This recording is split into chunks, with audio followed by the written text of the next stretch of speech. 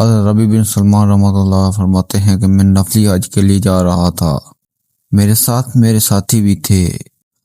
جب ہم کوفہ پہنچے تو وہاں ضروریات سفر خریدنے کے لیے بازار میں گھوم رہے تھے کہ دیکھا کہ ایک ویران سی جگہ میں ایک خچر مڑا پڑا ہے۔ دیکھا کہ ایک عورت جس کے کپڑے پرانے بوسیدہ تھے چاقو لیے اس کے گوشت کے ٹکڑے کاٹ کاٹ کر ایک سنبل میں رکھ رہی تھی۔ مجھے یہ خیال ہوا کہ یہ مردار گوشت لے کر جا رہی ہے، اس پر سکوت ہرگز نہیں کرنا چاہیے، شاید یہ اور لوگوں کو یہ پکا کر کھلاتی ہو۔ سو میں چپکے سے اس کے پیچھے ہو لیا اس طرح کہ وہ مجھے نہ دیکھے۔ وہ عورت ایک بڑے مکان میں پہنچی جس کا دروازہ بھی اونچا تھا۔ اس نے جا کر دروازہ کھٹکھٹایا، اندر سے آواز آئی، کون؟ اس نے کہا، کھولو، میں بدحال ہوں۔ دروازہ کھولا گیا اور گھر میں 4 لڑکیاں نظر آئیں جن کے چہرے سے بدحالی اور مصیبت کے آثار نظر آ رہے تھے۔ وہ عورت اندر آ گئی اور سنبل ان لڑکیوں کے سامنے رکھ دی۔ میں کنواروں سے دروازے میں جھانک رکھا تھا، میں نے دیکھا کہ اندر سے گھر بالکل خالی اور برباد ہو چکا ہے۔ اس عورت نے روتے ہوئے لڑکی سے کہا، اس کو پکا لو، اللہ کا شکر ادا کرو۔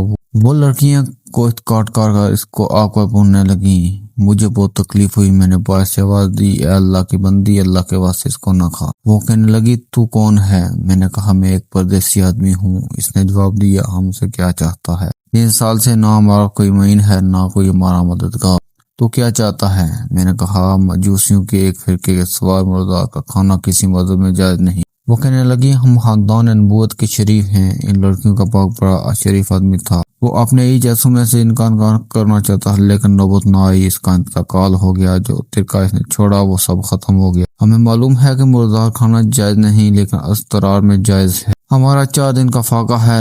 ربیع رضی اللہ تعالیٰ عنہ کہتے ہیں کہ ان کے لات سن کر میں بے چین ہو گیا اور اپنے ساتھیوں سے آ کر کہا، میرا تو آج کا ارادہ نہیں رہا۔ سب نے سمجھایا لیکن میں نے کسی کی نہیں سنی۔ میں نے اپنے کپڑے اور آرام کی چادریں اور جو سامان میرے ساتھ تھا وہ سب لیا اور نقد 600 درہم اور ان میں سے 100 درہم کا آٹا لیا اور باقی درہم آٹے میں چھپا کے اس بڑھیا کے گھر پہنچا دیے اور یہ سب سامان اور آٹا وغیرہ اس کو دے دیا۔ اس نے شکر ادا کیا، کہنے لگی، اے ابن سلمان، اللہ تیرا اگلے پچھلے گناہ معاف کرے۔ اور کہنے لگی، اے سلمان، اللہ تیرے اگلے پچھلے گناہ معاف کرے اور تجھے اجر کا ثواب عطا کرے اور اپنی جنت میں تجھے جگہ عطا کرے اور ایسا بدل عطا فرمائے جو تجھے ظاہر بھی ہو۔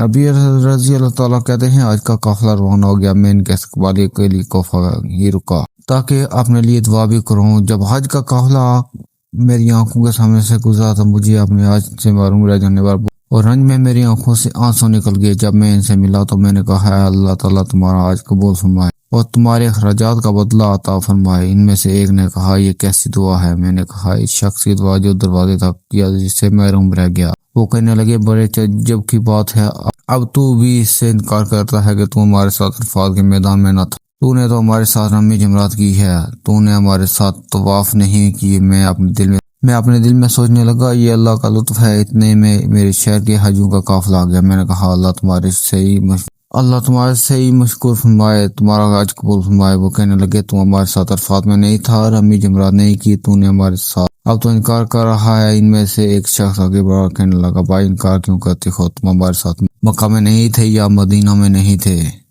جب ہم قبر اطہر کی زیارت کر رہے تھے، باب جبریل سے بار کو آ رہے تھے۔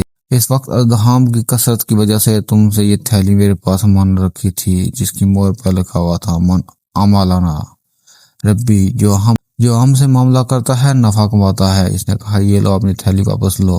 ربیع رضی اللہ تعالیٰ عنہ فرماتے ہیں کہ میں نے اس سے پہلے اس تھیلی کو کبھی نہیں دیکھا تھا۔ اس کو اس لیے کہا کہ میں گھر واپس آیا، عائشہ کی بات پڑھی، اپنا وظیفہ پورا کیا۔ اسی سوچ میں جاگتا رہا کہ آخر یہ قصہ کیا ہے۔ اس کشمکش میں آنکھ لگ گئی تو نبی کریم صلی اللہ علیہ وسلم کی زیارت ہوئی۔ آپ صلی اللہ علیہ وسلم نے ارشاد فرمایا، اے ربیع، آخر ہم کتنے گواہ اس پر قائم کریں کہ تو نے حج کیا ہے؟ تو مانتا ہی نہیں۔ بات یہ ہے کہ جب تو نے اس عورت پر جو میری اولاد میں سے تھی خرچ کیا، اپنا حج کا ارادہ ملتوی کیا، تو اللہ تعالیٰ نے اس کا نام بدل تجھے عطا کیا۔ اللہ تعالیٰ نے ایک فرشتہ تیرے صدر بنا کر اس کو حکم دیا کہ وہ قیامت تک ہر سال تیری طرف سے حج کرے گا اور دنیا میں تجھے یہ عوض دے گا۔ 600 درہم کے بدلے میں 600 دینار اشرفیاں عطا کی۔ ربیع رضی اللہ تعالیٰ عنہ فرماتے ہیں، جب میں سو کر اٹھا تو اس تھیلی کو کھولا تو دیکھا اس میں 600 اشرفیاں تھیں۔ کتاب رفیق الحرمین صفحہ نمبر 287 292۔ واللہ عالم بالصواب۔ اگر کوئی ویڈیو کول واقعہ کہانی یا تحریر اچھی لگے تو مطالعہ کے بعد ہم مزید تھوڑی سی زحمت فرما کر اپنے دوستوں سے بھی شیئر کیجیے۔